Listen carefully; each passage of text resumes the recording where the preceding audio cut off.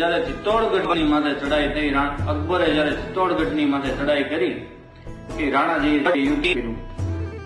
કે જયારે રાણાજીના હાથમાંથી ચિત્તોડગઢ જાય છે,